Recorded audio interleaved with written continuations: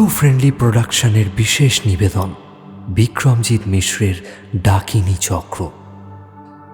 জমিদার বাড়িতে পৌঁছে ভুবন দেখে যে তার বন্ধু দেবুর স্ত্রী মরণাপন্ন। সেখানে পরিচয় হয় দেবুর জ্যাঠামশাই তারকনাথ গাঙ্গুলির সঙ্গে। পূর্বে মাধব চাটুর্যের কাছ থেকে শোনা ঘটনাগুলি আরও বিস্তারিত বিবরণ দেন তারকনাথ গাঙ্গুলি, কিন্তু তিনিও বলতে পারেন না যে অভিশাপের জেগে ওঠার আসল কারণ। ভুবন জানতে পারে জটাধারী বাবার ভয়াবহ পরিণতির কথা। তারকনাথ গাঙ্গুলি আর জমিদার বাড়ির কাজের লোক ফটিকের কথা শুনে মাধব চাটুর্যের ওপর আগের সন্দেহটা আরও পোক্ত হয় ভুবনের মনে। এই রাতেই ভুবনের উপর এক অলৌকিক শক্তির অতর্কিত আক্রমণ হয়। ভুবন বুঝতে পারে এই ঘটনার বীজ লুকিয়ে আছে পরিত্যক্ত পুরানো জমিদার বাড়িতে। গ্রামের লোকের দেখভালের জন্য সাকরের দুর্গাদাসকে গ্রামে রেখে ভুবন ওই রাত্রেই ফটিককে সঙ্গে নিয়ে রওনা হয় পুরনো জমিদার বাড়ির উদ্দেশ্যে। নমস্কার, আমি বরেন, আর আজ আপনারা শুনছেন ডাকিনী চক্রের তৃতীয় পর্ব।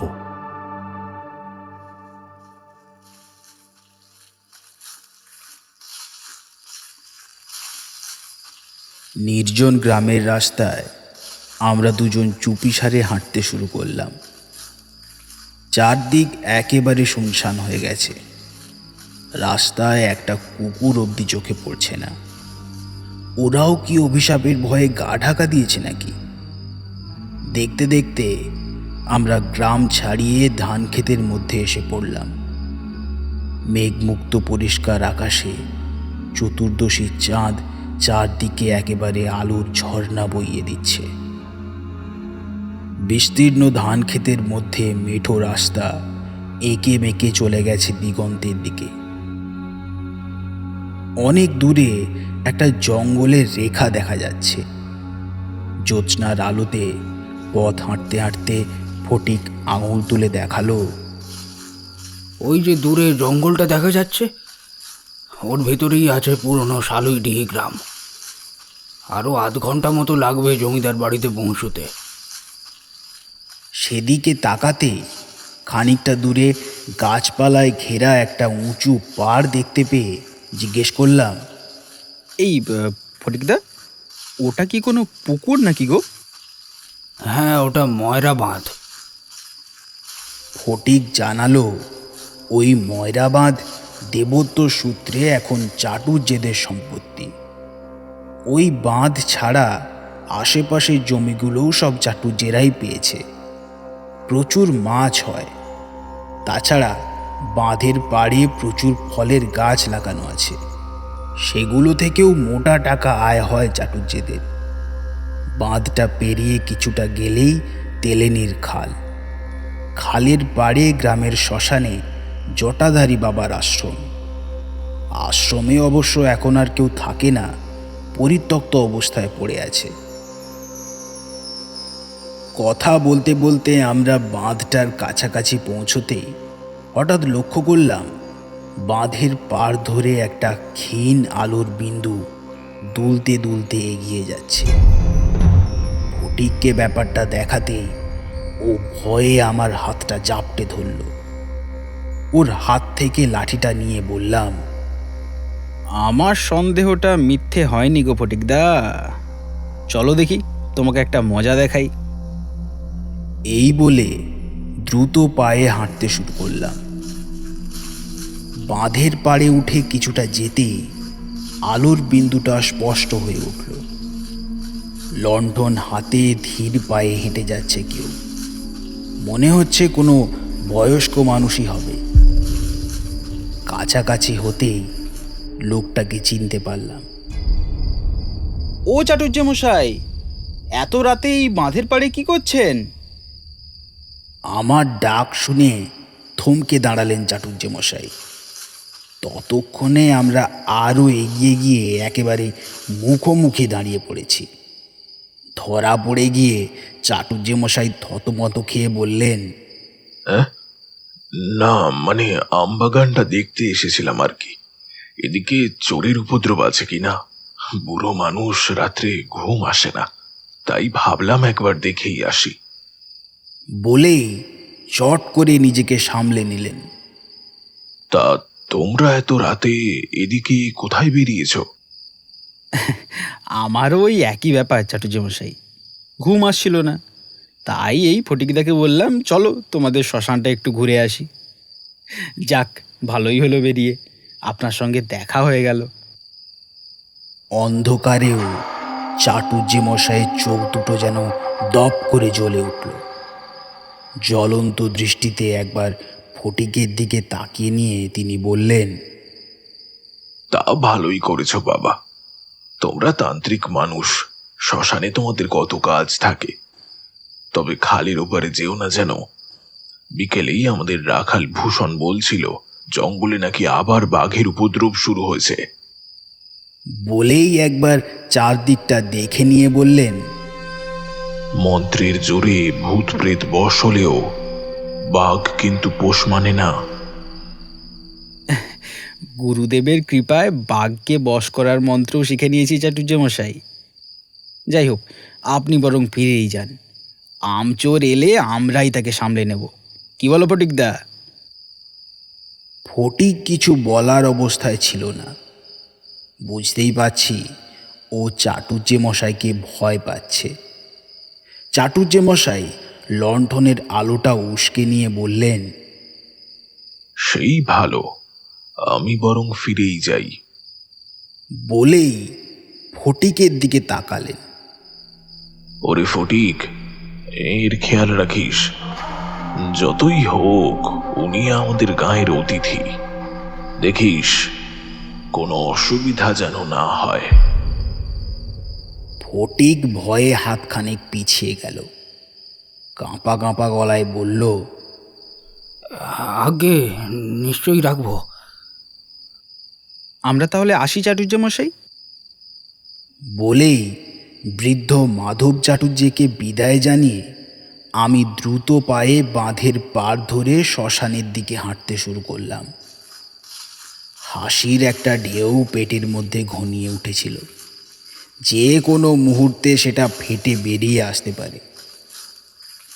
কিছু দূর গিয়ে পিছন ফিরে দেখলাম চাটুজ্জে মশাই দ্রুত পায়ে গ্রামের দিকে ফিরে যাচ্ছেন। ওর উদ্দেশ্য আর সফল হলো না। বাঁধের পাড়ে দাঁড়িয়ে আমি হা হা করে হেসে উঠলাম।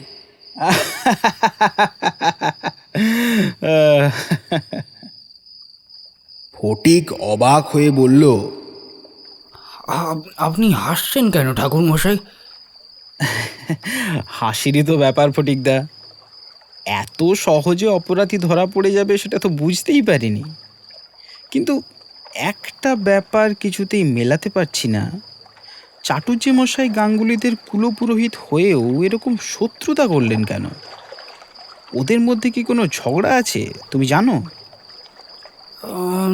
না তো, কখনো কোনো ঝগড়া হয়েছে বলে তো শুনিনি। ঠিক আছে, সেসব পরে জানলেও চলবে, এখন একটুক্ষণ এখানেই অপেক্ষা করা যাক। বলতে বলতে আমি বাঁধের পাড়েই বসে পড়লাম। একটা শিরশিরে ঠান্ডা বাতাস বাঁধের জল ছুঁয়ে উঠে এসে গোটা শরীরটাকে একেবারে জুড়িয়ে দিচ্ছে। বাঁধের কাজল কালো জলে চতুর্দশী চাঁদের প্রতিবিম্ব পড়ে ঢেউয়ের তালে তালে নাচ করছে দেখে মনটা এক মুহূর্তে ভালো হয়ে গেল। এখন বৈশাখ মাস, কিন্তু ভোরের দিকে এখনো চাদর গায়ে দিতে হয়। ঠান্ডা বাতাস গায়ে লাগতে আরামে চোখ দুটো বুজে এলো। অনেকটা হাঁটাহাঁটিও হয়েছে, একটু বিশ্রাম নেওয়া দরকার। ফটিককে বললাম, ফটিকদা, একটু লক্ষ্য রেখো তো চাটুজ্জে মশাই সোজা গ্রামের দিকে যাচ্ছেন কিনা। ততক্ষণ আমি একটু বিশ্রাম নিয়ে নিই। ফটিক আমার কথা শুনে অবাক হয়েও বাঁধের পাড় ধরে কিছুটা এগিয়ে গেল দেখার জন্য। আমি ঠান্ডা হাওয়ার আমেজে চোখ বন্ধ করে চিন্তা করতে শুরু করলাম। আমার সন্দেহটা মিলে যাচ্ছে ঠিকই, কিন্তু একটা জায়গায় তাল কাটছে। কোনো ঝগড়া গণ্ডগোল ছাড়াই চাটুজ্যেমশাই শত্রুতা শুরু করলেন কেন? সম্পত্তির অধিকার নিয়ে কোনো গোপন শত্রুতা থাকলে সেটা ফটিকের পক্ষে জানা সম্ভব নয়। যদি তাও হয়, তাহলেও সপ্ত ডাকিনীকে জাগিয়ে তোলার মতো ভুল উনি করতেন না। ওর সাথে কথা বলে যেটুকু বুঝেছি, তাতে ওকে এইসব বিষয়ে যথেষ্ট জ্ঞানী বলেই মনে হয়েছে। উনি তান্ত্রিক না হলেও তন্ত্রটা বোঝেন, তাহলে হঠাৎ এরকম করলেন কেন? চোখ বন্ধ করে বসে থেকে কিছুটা ঝিমুনি চলে এসেছিল বোধহয়। এমন সময় ফটিকের ডাকে চটকাটা ছিঁড়ে গেল। ঠাকুর মশাই, ও ঠাকুর মশাই! চমকে উঠে বসতেই ফটিক আমার কাছে এসে ফিসফিস করে বলল, মাধব ঠাকুর যেতে যেতে বারবার ফিরে আসছেন, আবার ফিরে যাচ্ছেন। এতক্ষণ তো গ্রামে ঢুকে যাওয়ার কথা, কিন্তু যাচ্ছেন না তো। বলো কি, ফিরে আসছেন মানে? একবার এসে দেখুন না, ওই তো দেখা যাচ্ছে। ফটিকের কথায় বাঁধের পাড় ধরে কিছুটা এগিয়ে অপেক্ষাকৃত ফাঁকা জায়গায় পৌঁছতেই ব্যাপারটা চোখে পড়ল। বহু দূরে ধান ক্ষেতের মধ্যে একটা ক্ষীণ আলোর বিন্দু দুলতে দুলতে ঘুরে বেড়াচ্ছে। কিছুক্ষণ লক্ষ্য করতেই বুঝলাম যে ওটা ঘুরছে না, গ্রামের দিকে বেশ কিছুটা এগিয়ে গিয়ে আবার এদিকেই ফিরে আসছে। তারপর কিছুক্ষণ অপেক্ষা করে আবার ফিরে যাচ্ছে গ্রামের দিকে। এরকম বেশ কয়েকবার দেখার পর ব্যাপারটা বুঝতে পারলাম। চাটুজ্যেমশাই ভালো করেই জানেন যে ওর অভিনয় আমরা ধরে ফেলেছি। উনি গ্রামে ফিরে যাচ্ছেন কিনা সেটা আমরা অবশ্যই নজর রাখব। সেজন্য উনি বারবার যাতায়াত করে আমাদের বিভ্রান্ত করতে চাইছেন, যাতে আমরা সারা রাত বাঁধের পাড়েই আটকে থাকি।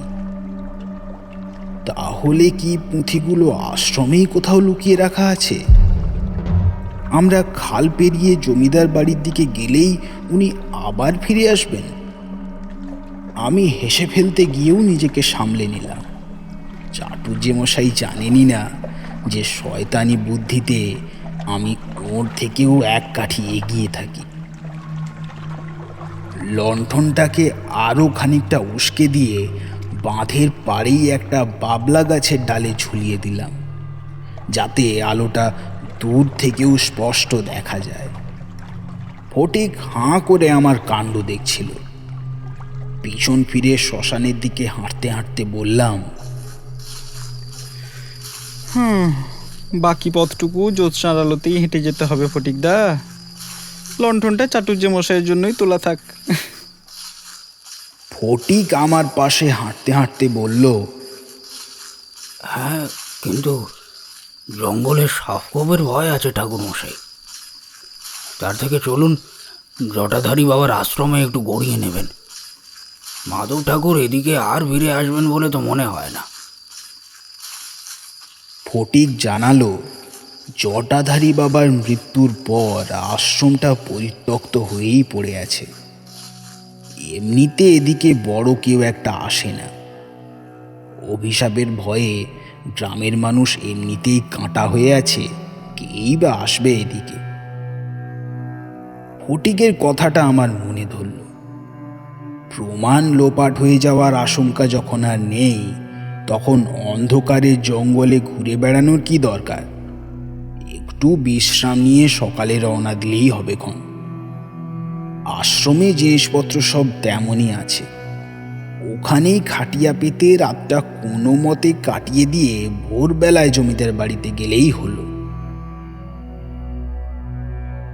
বাঁধ থেকে অল্প দূরেই তেলেনির খালের পাড়ে শ্মশান। ফটিক রাস্তা দেখিয়ে এগিয়ে নিয়ে চলল।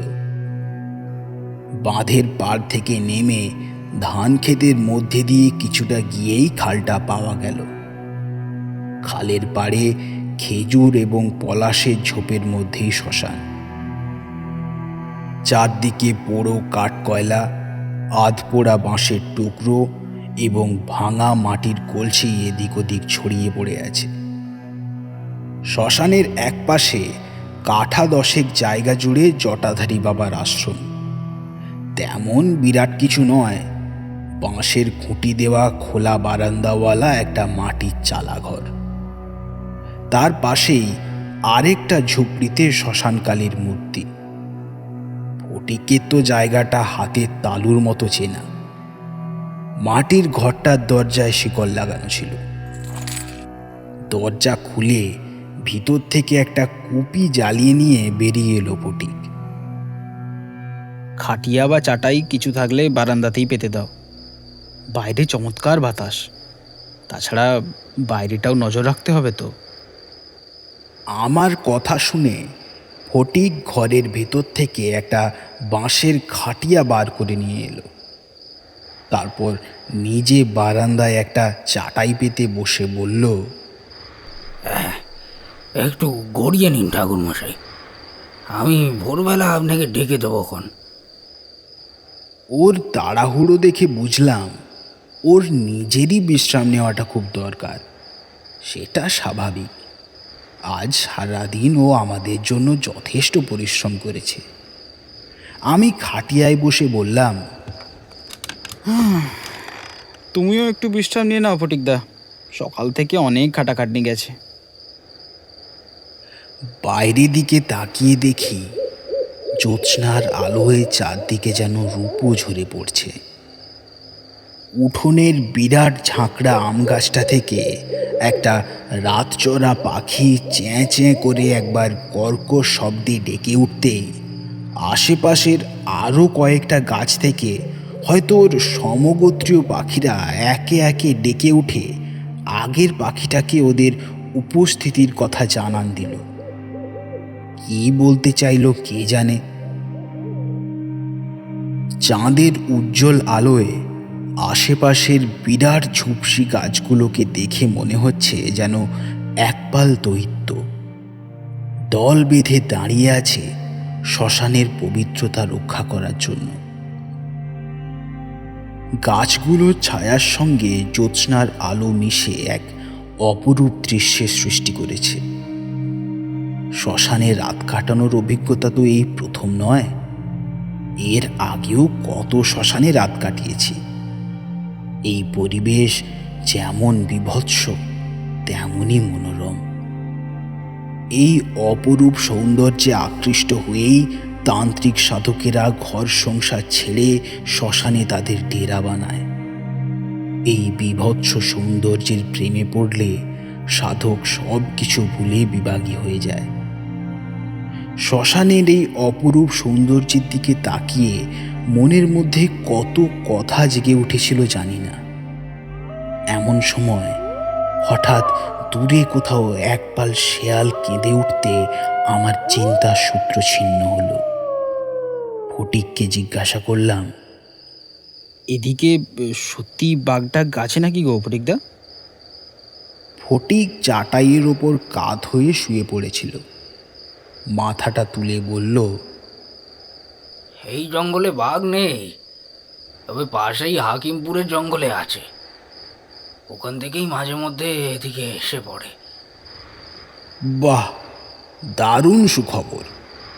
সত্যি জীবন বড় বিচিত্র। কোথায় অতিথিশালার নরম বিছানায় শুয়ে ঘুমানোর কথা, তার জায়গায় এখন শ্মশানে বাঁশের খাটিয়ায় শুয়ে আছি। বাঘ টাগেরও অভাব নেই শুনছি। হুঁড়ার হায়না বা নেকড়ে তো আছে। এমনিতেই গ্রামের মানুষের জীবনে বিপদের অভাব নেই, তার উপর আবার ডাকিনী এসে জুটেছে। ভাগ্যের কি নিদারুণ পরিহাস। এর মধ্যে আবার ষড়যন্ত্রও আছে। জীবন সত্যিই বড় বিচিত্র।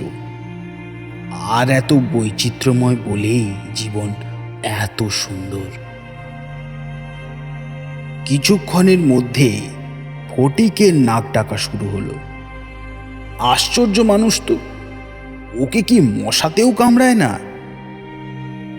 এই আরেক আশ্চর্য প্রাণী মশা। এতক্ষণ এরা কোথায় কি খাবার ব্যবস্থা করেছিল কে জানে। এখন দুটো মানুষ এসে জুটতেই কাতারে কাতারে ছুটে আসছে। গামছা ঘুরিয়ে ঘুরিয়ে কিছুক্ষণ ওদের সঙ্গে মোকাবিলা করার চেষ্টা করে হাল ছেড়ে দিলাম। তন্ত্রে সমস্ত কিছুর উৎপাত বন্ধ করার মন্ত্র থাকলেও মশার জন্য কোনো মন্ত্র নেই। গাত্রবন্ধন করা থাকলে ডাইনিরা রক্ত চুষতে পারবে না বটে, কিন্তু মশার কাছে ওসব কোনো বাধাই নয়। ওরা নিশ্চয়ই ঈশ্বরের স্নেহধন্য। খাটিয়ায় এপাশ ওপাশ করতে করতে কখন যে চোখ লেগে গেল বুঝতেই পারলাম না।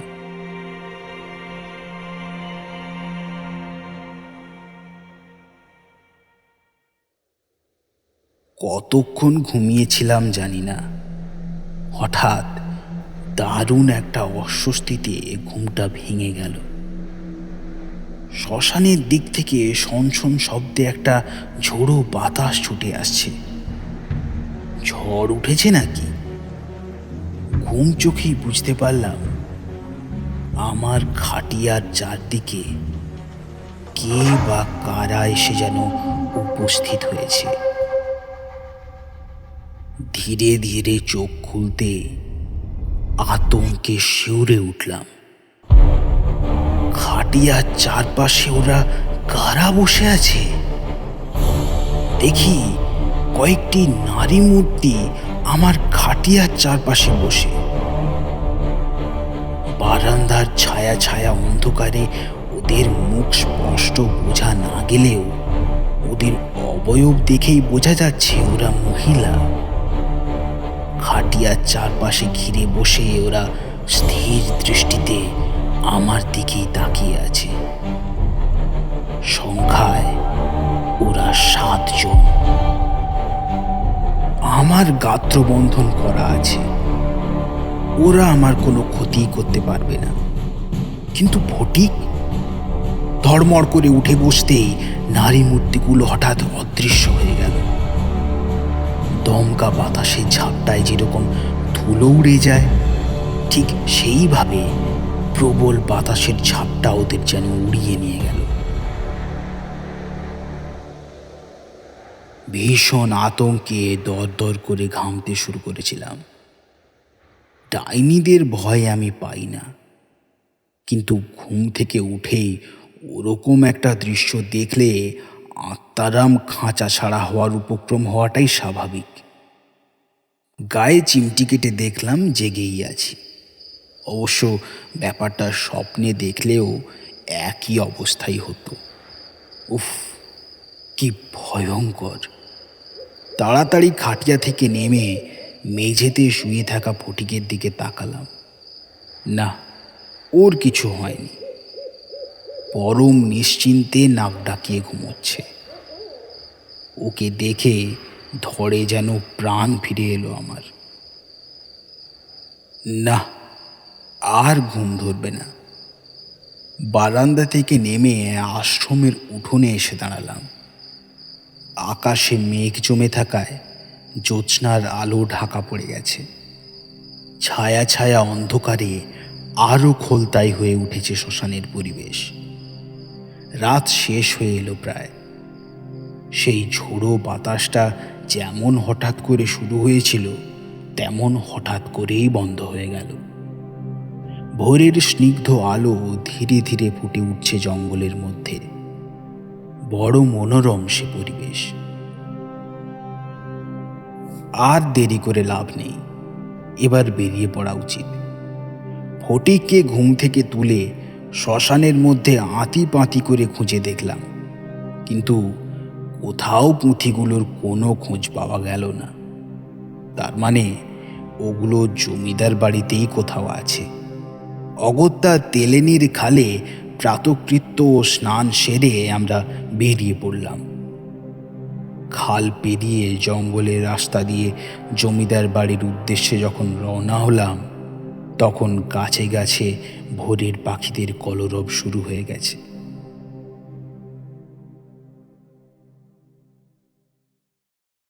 সকালের প্রথম আলোয় গাছপালার ফাঁক দিয়ে প্রাচীন বাড়িটাকে দেখে বুকের ভিতরটা ছ্যাঁত করে উঠল।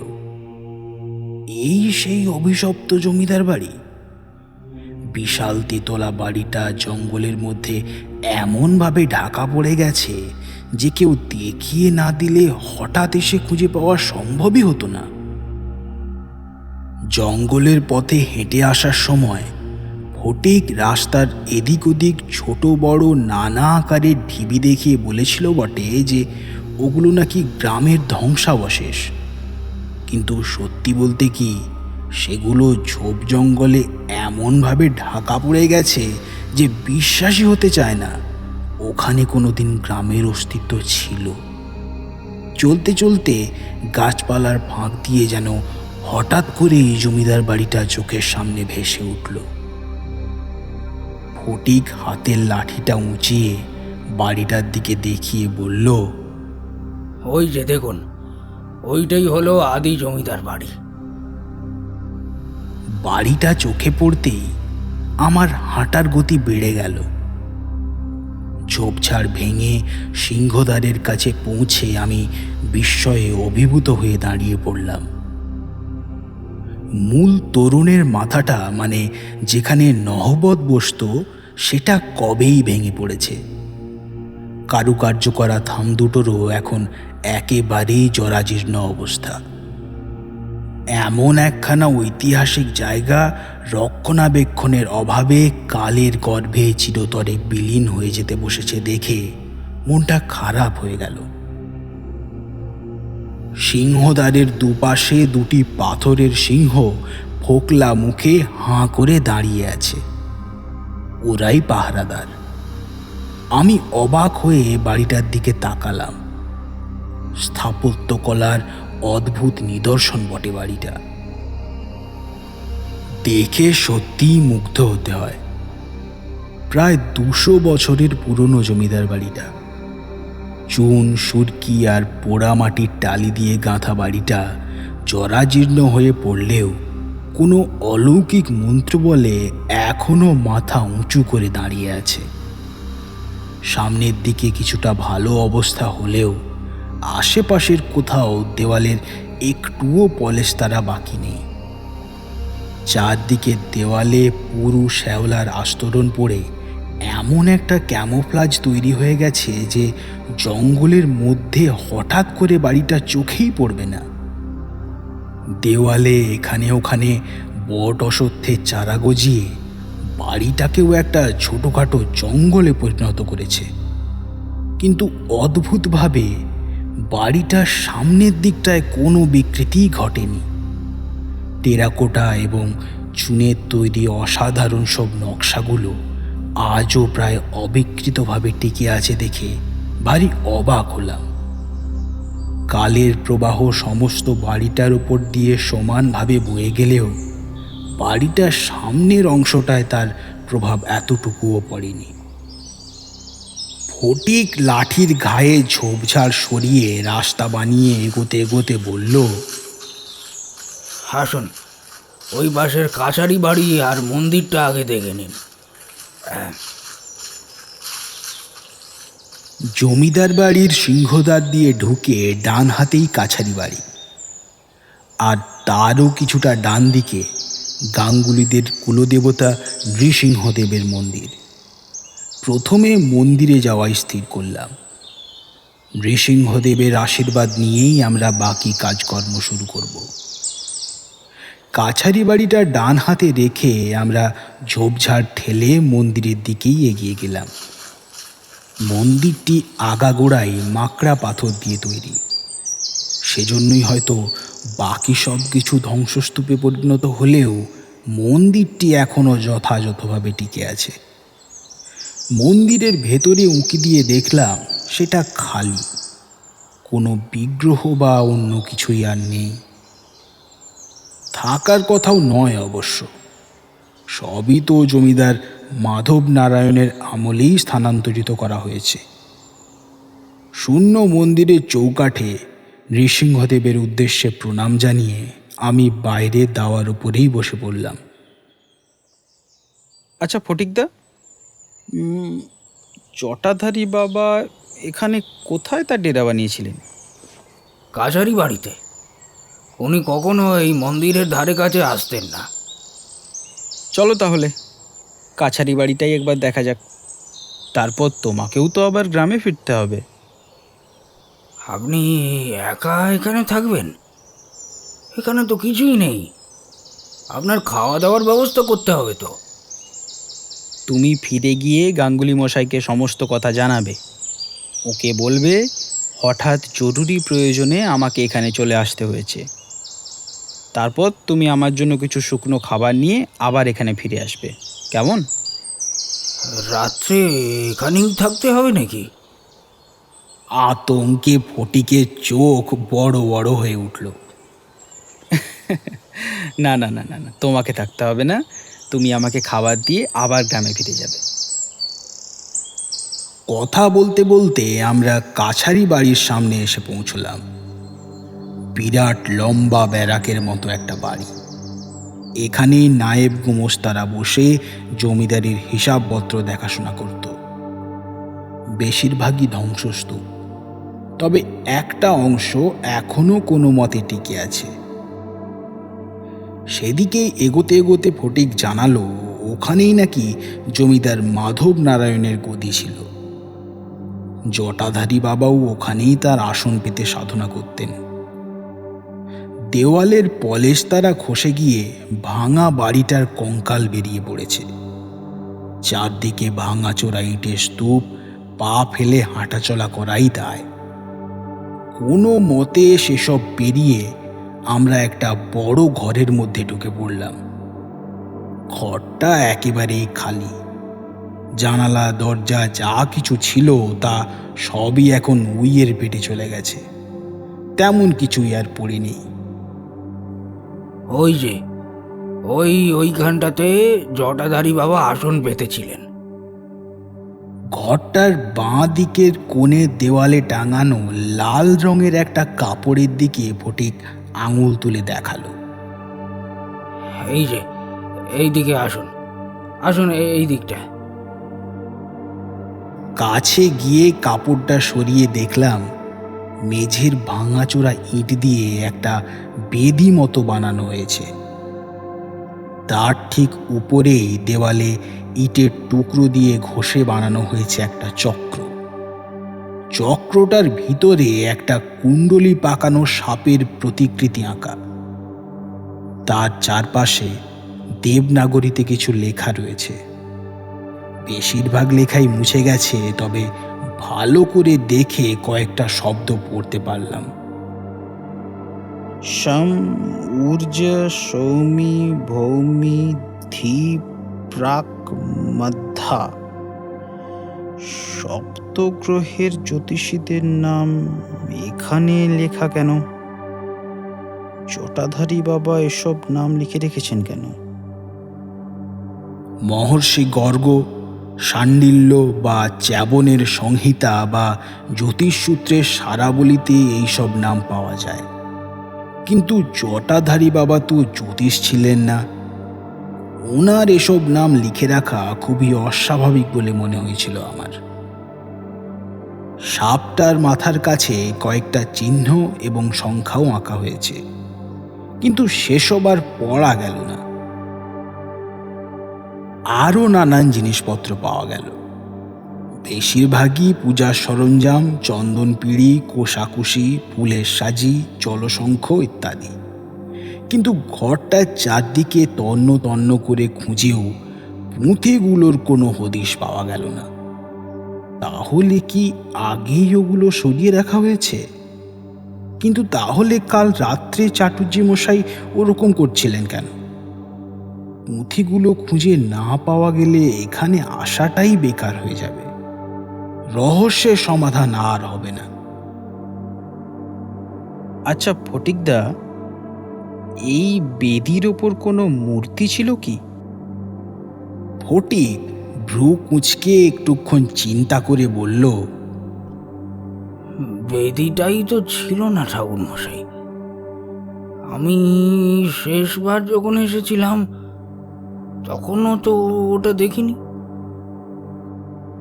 ফটিকের কথায় মনটা আশায় ভরে উঠল। তাড়াতাড়ি গিয়ে ইটগুলো সরাতে শুরু করলাম। উপরের থাকটা সরে যেতেই একটা কাঠের পাটাতন পাওয়া গেল। পাটাতন সরাতেই তার নিচ থেকে বেরিয়ে এলো একটা সুদৃশ্য তামার বাক্স। বাক্সটা দেখেই আমার বুকের ভিতরটা গুড়গুড় করে উঠল। উফ, ভগবান, অবশেষে পাওয়া গেল। ইটগুলো সরিয়ে বাক্সটা টেনে বার করতেই ফটিক বলে উঠল, ওই তো, ওটাই তো, ওটাই তো মাধব ঠাকুর এনে দিয়েছিলেন জটাধারী বাবাকে। দুহাতে বাক্সটা মাথার উপর তুলে আমি আনন্দে চিৎকার করে উঠলাম, জয় নৃসিংহদেব। বাক্সটা খুব বড় না হলেও যথেষ্টই ভারী। ভিতরে পুঁথিপত্র ছাড়াও আরো অন্য কিছু আছে নিশ্চয়। চলো ফটিকদা, মন্দিরের দাওয়ায় বসে বাক্সটা খুলে দেখি। ঘরটা থেকে বেরিয়ে আমরা আবার মন্দিরে ফিরে এলাম। দাওয়াতে বসে বাক্সটা খুলতেই ভিতর থেকে লাল শালুতে মোড়া পুঁথিগুলো বেরিয়ে এলো। হাতে লেখা তালপাতার প্রাচীন পুঁথি, সব মিলিয়ে মোট 7টা। তার সঙ্গে বাক্সের একদম নিচে একটা হিসাব লেখার পুরানো জাবদা খাতা ও 7টি তাম্রপত্র পাওয়া গেল। গোলাকার তামার পাতে দেবনাগরী হরফে খোদাই করা কিছু লেখা। এতক্ষণে বুঝলাম বাক্সটা কেন এত ভারী লাগছিল। বাক্সটা খুঁজে পাওয়াতে ফটিকও খুব খুশি। ও বলল, হ্যাঁ, আপনি তাহলে পুঁথিগুলো দেখুন, আমি গ্রাম থেকে বরং আপনার জন্য খাবার নিয়ে আসি, কেমন? ফটিককে আবার সবকিছু ভালোভাবে বুঝিয়ে দিতে ও প্রণাম করে বিদায় নিল। দুপুরের মধ্যেই ও আমার জন্য খাবার আর প্রয়োজনীয় সমস্ত কিছু নিয়ে আসবে। ততক্ষণ পর্যন্ত অপেক্ষা করা ছাড়া আর কোনো উপায় নেই। এই দুর্গম জঙ্গলে তেষ্টার জল অবধি পাওয়া যাবে না। অবশ্য জঙ্গলের পথে আসার সময় একটা ঝোড়া দেখিয়েছিল ফটিক। মাটি ফুঁড়ে পাতালের জল উঠে আসছে, বেশ সুস্বাদু। খুব তেষ্টা পেলে সেখানে গিয়েই জল খেয়ে আসবো না হয়। ঝোড়াটা এমন কিছু দূরে নয়। পুঁথিগুলো উল্টে পাল্টে দেখতে শুরু করলাম।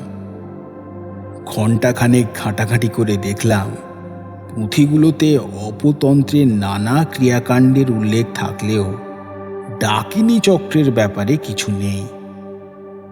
তবে যা আছে তা কোনো গুপ্তধনের থেকে কম কিছু নয়। তন্ত্রের এমন সব গোপন বিদ্যার কথা রয়েছে যে এগুলো পাওয়ার জন্য যে কোনো তান্ত্রিক নিজের জীবনের বাজি লাগিয়ে দেবে।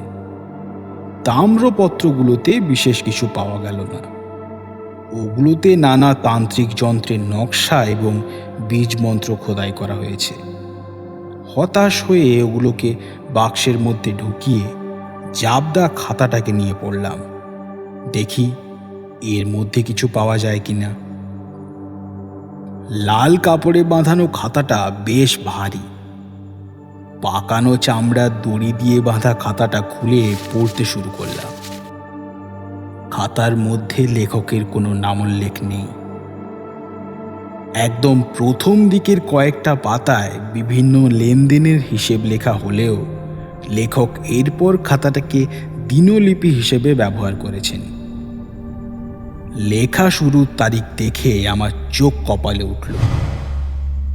লেখক প্রায় 150 বছর আগে এই দিনলিপি লেখা শুরু করেছিলেন। প্রথম কয়েকটা পাতায় তৎকালীন শালুইডিহি গ্রাম এবং জমিদারির বিভিন্ন বিবরণ লেখা। তারপর শুরু হলো এক বিচিত্র ঘটনাচক্রের বিবরণ। অজ্ঞাত সেই লেখকের সাবলীল কলম এবং ভাষার গুণে অতীতের সেই ঘটনাগুলো যেন আমার চোখের সামনে জীবন্ত হয়ে ফুটে উঠতে লাগলো। এ এক বিচিত্র ইতিহাসের কথা, যার কিছুটা আমি চাটুজ্জে মশাইয়ের মুখে আগেই শুনেছিলাম, কিন্তু এখানে আরও বিস্তারিতভাবে ব্যাপারটা তুলে ধরা হয়েছে।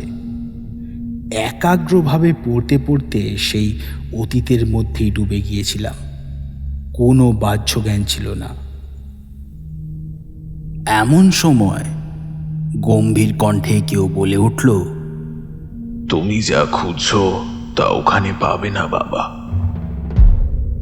আকস্মিক সেই কণ্ঠস্বরে ভয়ানক চমকে উঠলাম। তাকিয়ে দেখি ঝোপঝাড়ের ভেতর থেকে বেরিয়ে আসছেন চাটুজ্জে মশাই, মাধব চাটুজ্জে। আর লুকানোর কোনো সুযোগ নেই, ধরা পড়ে গেছি। আমি কিংকর্তব্য বিমূঢ় হয়ে বসে রইলাম। মন্দিরের উঠোনটা পেরিয়ে উনি সোজা আমার দিকেই এগিয়ে এলেন। বললেন, লজ্জিত হতে হবে না, তোমার বিড়ম্বনা আমি বুঝতেই পারছি। আমি লজ্জিত হচ্ছি না চাটুজ্জে মশাই, কিন্তু আপনি হঠাৎ এভাবে উপস্থিত হবেন সেটা একেবারেই আশা করিনি। না এসে আর উপায় ছিল না। তুমি অত্যন্ত বুদ্ধিমান, তাতে কোনো সন্দেহ নেই, কিন্তু ভুল বুঝে যাতে কোনো অঘটন না ঘটিয়ে ফেলো সেজন্যই আমাকে ছুটে আসতে হলো। কি ভুল বুঝবো? সব তো জলের মতো পরিষ্কার হয়ে গেছে। না, হয়নি। তুমি যা জেনেছ তা একতরফা মাত্র। বলেই গায়ের চাদরের ভেতর থেকে একটা পোঁটলা বার করলেন।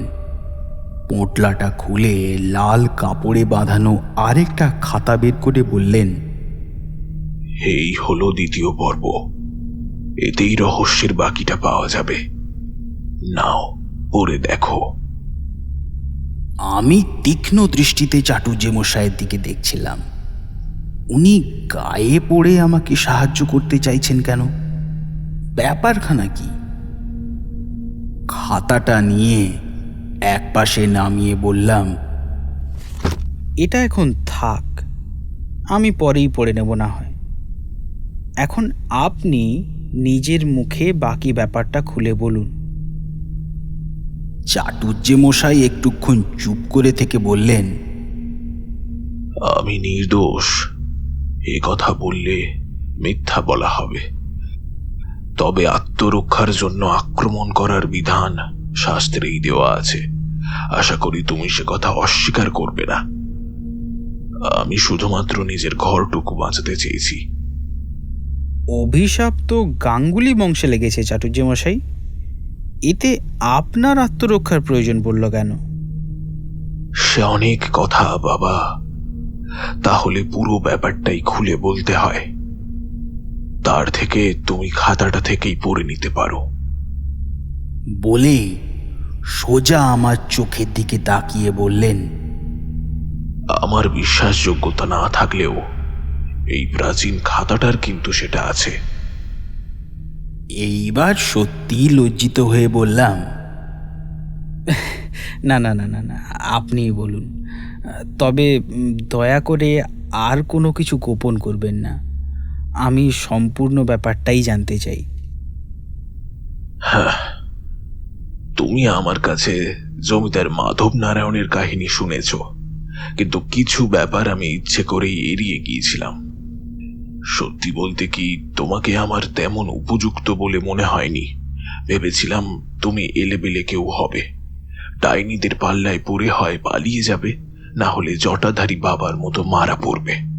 সেজন্য আমি তোমাকে সাবধানও করেছিলাম।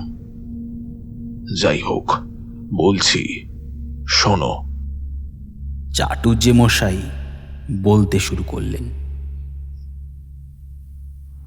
জমিদার মাধব নারায়ণের নির্দেশে সেই ডাইনিদের সঙ্গে তাদের নিরপরাধ ছোট বোনকেও পুড়িয়ে মারা হয়েছিল।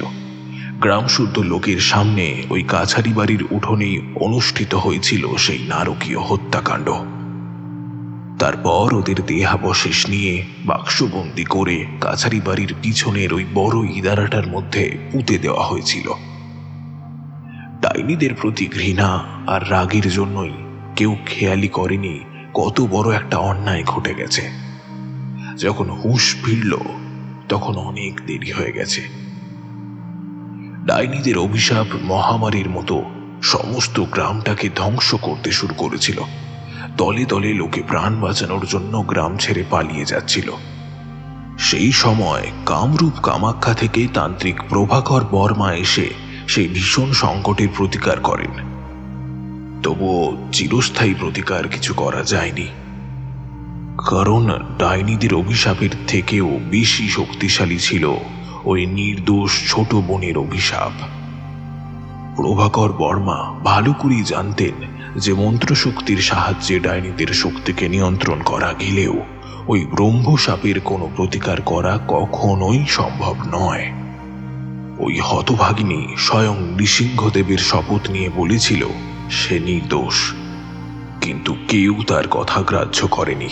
সন্তান সম্ভবা নিরপরাধ সেই মেয়েটির অভিশাপ ব্রহ্মসাপের থেকেও বেশি শক্তিশালী। তান্ত্রিক প্রভাকর বর্মা নিজের সিদ্ধিকে কাজে লাগিয়ে সেই ধ্বংসলীলাকে নির্দিষ্ট কিছু শর্তের বন্ধনে আটকে দিয়েছিলেন মাত্র। তিনি বলেই দিয়েছিলেন যে কোনোভাবে সেই শর্ত লঙ্ঘিত হলে ডাইনিরা আবার পুনর্শক্তি নিয়ে ফিরে আসবে। আমি বাধা দিয়ে বললাম, এসব তো আপনি আগেই বলেছেন চাটুর্য মশাই। এখন বলুন সেই শর্ত লঙ্ঘিত হলো কিভাবে? বয়সের দোষ বাবা, একটু বেশি বলে ফেলি আজকাল। হ্যাঁ, শর্তের কথাগুলোই বলছি, শোনো। তান্ত্রিক প্রভাকর বর্মা শর্ত দিয়েছিলেন যে গাঙ্গুলি বংশের কেউ কোনোদিন যদি এই বাস্তুতে এসে আবার কোনো নিরীহ মানুষ বা প্রাণীর রক্তপাত ঘটায়, তাহলে ওই ডাকিনী চক্র পুনরায় ক্রিয়াশীল হয়ে উঠবে। যদি তার নিজের শরীরের রক্ত এই মাটিতে পড়ে, তাহলেও একই ব্যাপার ঘটবে। গাঙ্গুলি বংশের কেউ এসে যদি এখানে রাত্রিবাস করে বা এই মাটিতে বসে অন্ন গ্রহণ করে, তাহলেও ডাকিনীরা আবার জাগ্রত হয়ে উঠবে। হ্যাঁ, এইসব বিধিনিষেধের কথা একসময় সবাই জানত। বংশ পরম্পরায় এসব মেনেও চলত গাঙ্গুলিরা, কিন্তু বর্তমানে এই সমস্ত ব্যাপার সকলেই ভুলে গিয়েছে, আর সেজন্যই শুরু হয়েছে বিপর্যয়। তার মানে আপনি বলতে চান যে গাঙ্গুলি বংশের কেউ এখানে এসে ওই শর্ত লঙ্ঘিত করেছে? সে কে চাটুর্য মশাই? চাটুর্য মশাই রেগে গিয়ে বললেন, তারক গাঙ্গুলির ছেলে অর্জুন। অর্জুন? ও এখানে এসে কি করেছিল? ওই হতভাগাই তো এইসব অঘটনের মূলে। রাগে চাটুর্য মশাইয়ের মুখটা লাল হয়ে উঠল। ওই অর্বাচীনের জন্যই তো আজ সমস্ত গ্রাম আতঙ্কের মধ্যে দিন কাটাচ্ছে। তারক গাঙ্গুলি ব্যাপারটা গ্রামের সবার কাছে গোপন করলেও আমি বিশ্বস্ত সূত্র মারফত সমস্ত ব্যাপারটা জেনেছি। কিন্তু অর্জুন কি এই অভিশাপের কথা জানতো না? বাপ ঠাকুরদার মুখে সেও নিশ্চয়ই শুনেছে। নিশ্চয়ই শুনেছে। আমি নিজেও বহুবার ওকে সাবধান করেছিলাম, কিন্তু ও শোনেনি। চাটুর্য মশাই ওপরের দিকে তাকিয়ে বললেন, সবই ওই ওপরওয়ালার ইচ্ছা। কর্মের ফল তো ভুগতেই হবে, তবে এই ক্ষেত্রে অবশ্য একের পাপে 10-এর দণ্ড হচ্ছে। কিন্তু অর্জুন এমন কি করেছিল যে ডাকিনী চক্র আবার জাগ্রত হয়ে উঠল? শিকার। শিউরে উঠে কথাটা বললেন চাটুর্য মশাই। বড় লোকের বকাটে ছেলে হলে যা হয়, অল্প বয়সী হাতে বন্দুক পেয়ে শিকারের নেশায় মেতে উঠেছিল। একদিন রক্তপাত না করলে ওর খাবার হজম হতো না। বন্দুক নিয়ে এ জঙ্গল সে জঙ্গল ঘুরে বেড়াতো শিকারের সন্ধানে। আমি বহুবার মানা করেছিলাম। ব্রাহ্মণ সন্তান হয়ে ব্যাধের মতো প্রাণী হত্যা করে বেড়াতে বহু নিষেধ আমি করেছিলাম, কিন্তু আভিজাত্যের অহংকারে ও তখন ধরাকে সরা দেখতে শুরু করেছিল। আমার কোনো বারণ শোনেনিও। চাটুর্য মশাই জানালেন, বিয়ের পরও অর্জুনের চরিত্রে কোনো বদল আসেনি। দিন রাত বন্ধু বান্ধব নিয়ে শিকার আর আড্ডা মেরেই দিন কাটছিল তার।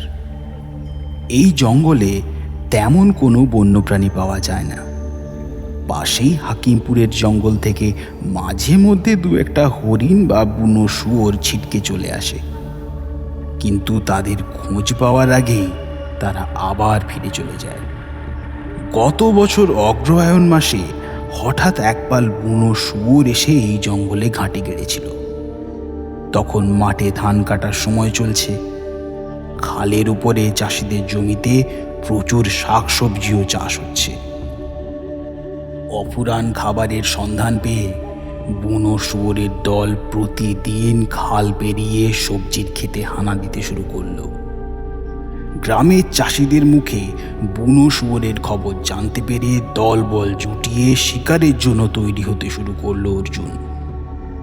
চাষিদের দোষ নেই, তাদের পরিশ্রমের ফসল শুয়োর নষ্ট করে দিচ্ছে, তারা তো চিন্তিত হবেই। কিন্তু শিকারের নেশায় মত্ত অর্জুন মারাত্মক ভুল করে ফেলল।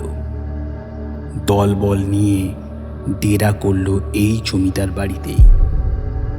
প্রতিদিন বুনো শুয়োর শিকার করে শিকারের মাংস আর মদের পরা ছুটিয়ে ওই অর্জুনই এখানে ডাকিনী চক্র এবং পুরনো বাস্তুদোষকে আবার জাগ্রত করে তুলেছে। তান্ত্রিক প্রভাকর বর্মা যা কিছু শর্ত দিয়েছিলেন সেই সবই লঙ্ঘন করেছিল ওই হতভাগা অর্জুন। ওই অনাচারের সাজাও পেয়েছে অবশ্য। এখানে রক্তপাত ঘটানোর 7 দিনের মধ্যে ও ডাইনিদের শিকার হয়। ওর দলের একটা ছেলেও আজ আর বেঁচে নেই, তারা সব আগেই উদ্ধার হয়ে গেছে।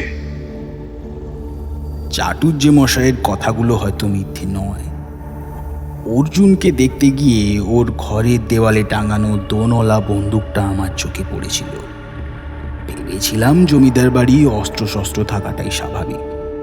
তাছাড়া ঘরের দেওয়ালে প্রচুর হরিণ আর চিতাবাঘের চামড়াও টাঙানো ছিল।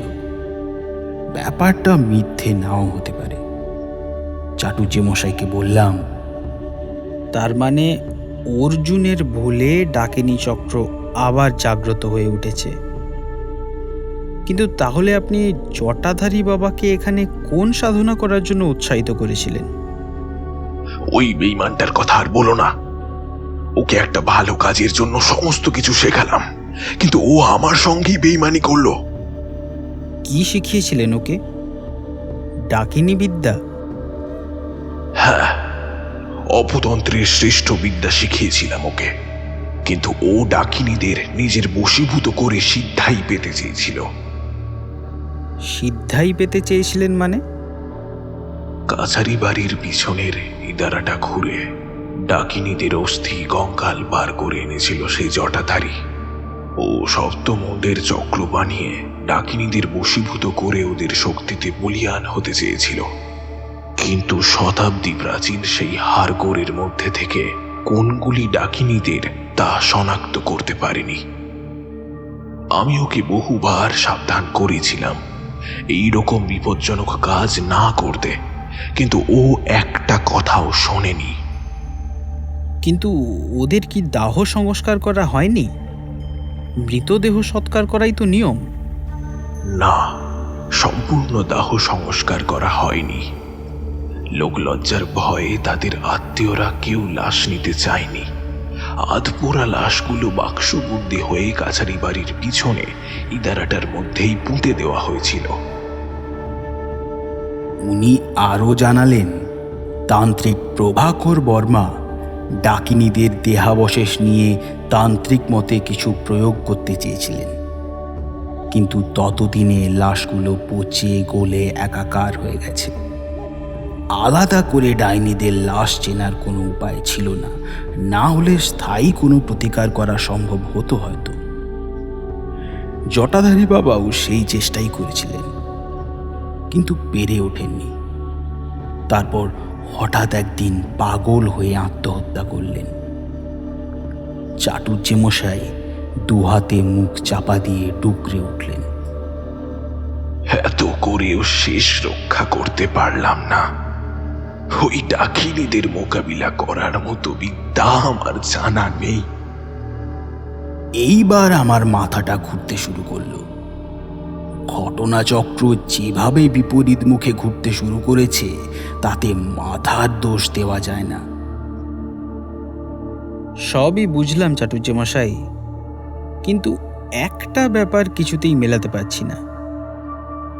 আপনি গাঙ্গুলিদের কুলপুরোহিত, সেজন্য ওদের প্রতি আপনার একটা নৈতিক দায়িত্ব আছে, কিন্তু তার জন্য ডাকিনীদের বিরুদ্ধে লড়াই করতে যাওয়াটা একটু বেশি ঝুঁকিপূর্ণ হয়ে যাচ্ছে নাকি? আপনারও ঘর পরিবার রয়েছে, আপনি এত বড় একটা ঝুঁকি কেন নিলেন? নিজের ঘর পরিবারকে বাঁচানোর জন্যই তো ঝুঁকিটা নিতে হয়েছে বাবা, কিন্তু তাতেও শেষ রক্ষার হলো কই। লাল বাঁধানো খাতাটার দিকে আঙুল দেখিয়ে চাটুজ্যমশাই বললেন, এই খাতার লেখক কৃষ্ণগোপাল চট্টোপাধ্যায় ছিলেন জমিদার মাধব নারায়ণের কুলপুরোহিত নবীন চট্টোপাধ্যায়ের নিজের ভাইপো। এই কৃষ্ণগোপাল চাটুর্যের সন্তান সম্ভবা স্ত্রী উষাকেই জমিদার মাধব নারায়ণের নির্দেশে পুড়িয়ে মারা হয়েছিল, কারণ সেই ছিল এই সপ্ত ডাকিনীর ছোট বোন।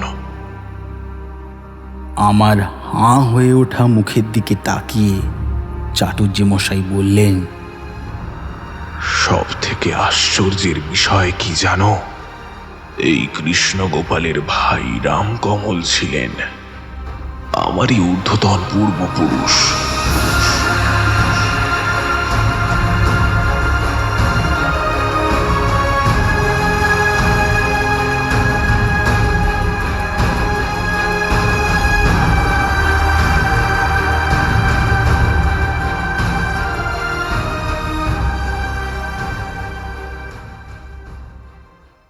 পরবর্তী পর্বে আপনি শুনবেন, তার আগে তুমি বলো, তারক গাঙ্গুলির বাড়িতে গিয়ে তুমি কি কিছু খেয়েছিলে? হাতে এখনো অনেক সময় আছে চাটুজ্যমশাই। তুমি ভাবছো অতীতের সেই ঘটনার প্রতিশোধ নিতে আমি এসব করেছি? আর বলবেন না ঠাকুর মশাই, ওদিকে এক ভীষণ কাণ্ড ঘটে গেছে। রক্ষা করো নৃসিংহদেব, রক্ষা করো। এই উন্মত্ত প্রকৃতির রোষ থেকে আমাদের রক্ষা করো। এই ঝড় গ্রামের দিকে গিয়ে তার ধ্বংসলীলা চালালে মহা অনর্থ ঘটে যাবে। রক্ষা করো আমাদের। ডাইনিরা যাকেই শিকার বানিয়েছে তারা কেউই 1 মাসের বেশি বাঁচেনি, কিন্তু প্রায় বছর ঘুরতে চলল। অর্জুন এখনো বেঁচে আছে কি করে? কাছারি বাড়িতে যে চক্রটা আঁকা রয়েছে দেখলাম, ওটা কি ব্যাপার? ওই ফটিককেও তুমি সোজা লোক ভেবো না। হে নৃসিংহদেব, এ তোমার কি নিষ্ঠুর খেলা? তুমি তো জানো আমি নারকেলের নাড়ু খেতে কতটা পছন্দ করি। পরবর্তী পর্বের লিঙ্ক দেওয়া আছে এই পর্বের ডেসক্রিপশনে। আপনি শুনলেন ডাকিনী চক্র 3য় পর্ব। লেখক Bikramjit Mishra, audio adaptation Sayan, soundscape design Sabarna, poster design Krishnendu. ডাকিনী চক্র প্রথম প্রকাশিত হয় নবরোজ শারদীয়া 1487। ভুবনতান্ত্রিকের চরিত্রে সায়ন, মাধব চাটুর্যের চরিত্রে কুন্তল, অন্যান্য চরিত্রে তমাল, ইভান, স্পন্দন, শ্রীরূপ, সাবর্ণ, সায়ন মজুমদার, নবনীতা, লাবণী ও শেফালি। পর্ব পরিচালনায় সায়ন, পরিবেশনায় ইকো ফ্রেন্ডলি প্রোডাকশন।